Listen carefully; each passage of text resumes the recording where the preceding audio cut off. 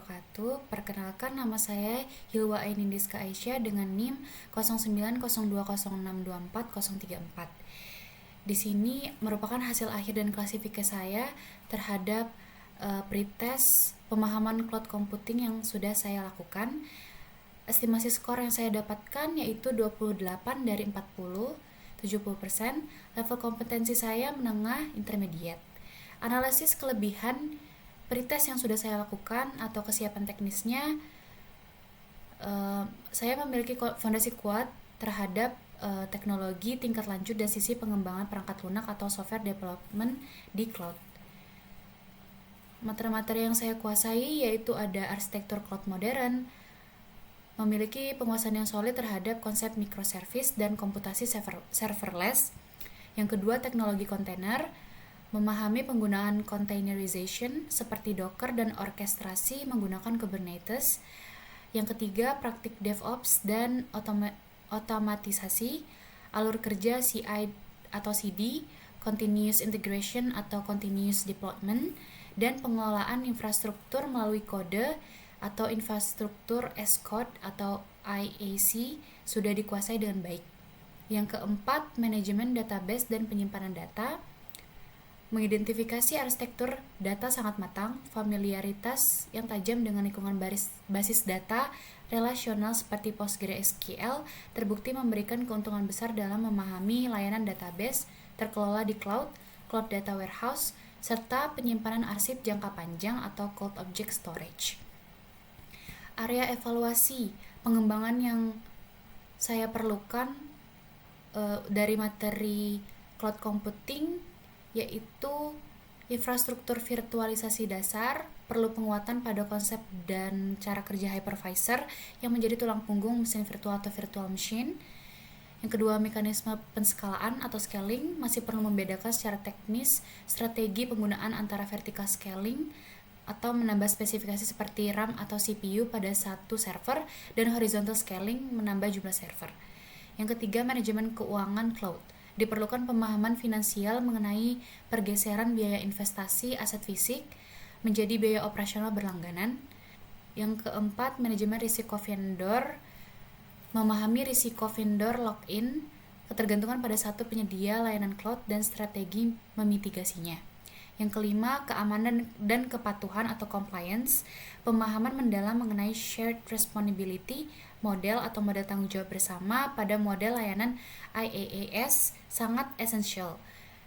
Konsep-konsep pembagian tanggung jawab, risiko, dan investasi finansial ini merupakan jantung dari tata kelola TI. Menguasainya akan sangat mempermudah penyelarasan sasaran IT dan bisnis, terutama ketika dianalisis lebih jauh menggunakan kerangka kerja tata kelola komprehensif seperti COVID 2019. Secara teknis, kesiapan saya untuk merancang dan mendeploy aplikasi di lingkungan cloud sudah sangat mumpuni. Langkah strategi selanjutnya sebagai mahasiswa sistem informasi adalah melengkapi kemampuan developer tersebut dengan pemahaman infrastruktur dan tata kelola yang kuat, sehingga sistem yang dibangun tidak hanya lincah, tetapi juga efisien secara biaya dan aman secara regulasi. Di sini didapatkan materi-materi yang saya kuasai dari cloud computing, yaitu yang pertama ada arsitektur cloud modern, di dalamnya ada microservices, yaitu pendekatan pengembangan aplikasi dengan membagi aplikasi menjadi beberapa layanan kecil yang dapat berjalan dan dikembangkan secara independen. Contohnya adalah aplikasi e-commerce.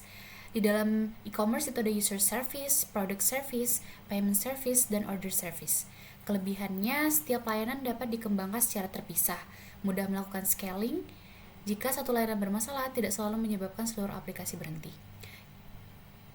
Yang kedua, serverless. Serverless memungkinkan developer menjalankan aplikasi atau fungsi tanpa harus mengelola server secara langsung. Intinya, microservice berfokus pada cara aplikasi dibagi menjadi layanan, sedangkan serverless berfokus pada cara kode dijalankan tanpa mengelola server secara langsung. Lalu materi yang kedua, yaitu containerization, Docker, dan Kubernetes. Containerization adalah proses mengemas aplikasi bersama library dan dependensinya ke dalam sebuah kontainer. Yang kedua, Docker digunakan untuk membuat dan menjalankan kontainer. Kubernetes digunakan untuk mengelola dan mengorkestrasi banyak kontainer. Hubungannya adalah aplikasi membutuhkan Docker, container, dan Kubernetes. Contohnya adalah sebuah aplikasi memiliki banyak kontainer. Kubernetes dapat membantu mengatur deployment, scaling, dan kondisi kontainer tersebut. Yang saya pahami dari materi containerization, Docker, dan Kubernetes ini adalah Docker membantu menjalankan kontainer, sedangkan Kubernetes membantu mengelola banyak kontainer secara terorganisasi. Selanjutnya ada DevOps dan otomatisasi. DevOps merupakan pendekatan yang menggabungkan proses pengembangan aplikasi atau development dan operasional atau operations untuk mempercepat proses pengembangan dan deployment. CI atau CD mengotomatisasi proses dari kode hingga deployment. Alurnya adalah kode, build, test, lalu deploy. Continuous integration atau CI mengintegrasikan dan menguji perubahan kode secara otomatis. Continuous deployment melakukan deployment aplikasi secara otomatis. Infrastruktur as code atau IAC adalah pengelolaan infrastruktur menggunakan kode atau file konfigurasi. Yang saya pahami dari materi ini adalah DevOps membantu mempercepat proses pengembangan, sedangkan CI atau CD dan IAC membantu membuat proses tersebut lebih otomatis dan konsisten. Lalu selanjutnya ada database dan penyimpanan data.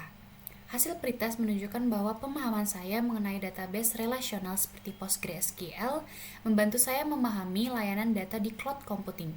Yang saya pahami ada yang pertama managed database yang infrastrukturnya dikelola oleh penyedia cloud sehingga pengguna tidak perlu mengelola seluruh server secara manual. Yang kedua, cloud data warehouse digunakan untuk menyimpan dan menganalisis data dalam jumlah besar. Contoh penggunaannya ada pada analisis data, reporting, dan business intelligence. Yang ketiga ada cold object storage, digunakan untuk menyimpan data yang jarang diakses tetapi perlu disimpan dalam jangka panjang. Contohnya ada backup, arsip, data lama. Yang saya pahami dari materi ini adalah cloud memiliki berbagai jenis layanan data yang dapat dipilih berdasarkan kebutuhan akses, pengelolaan, dan penyimpanan. Mungkin itu saja yang dapat saya sampaikan, kurang lebihnya mohon maaf. Assalamualaikum warahmatullahi wabarakatuh.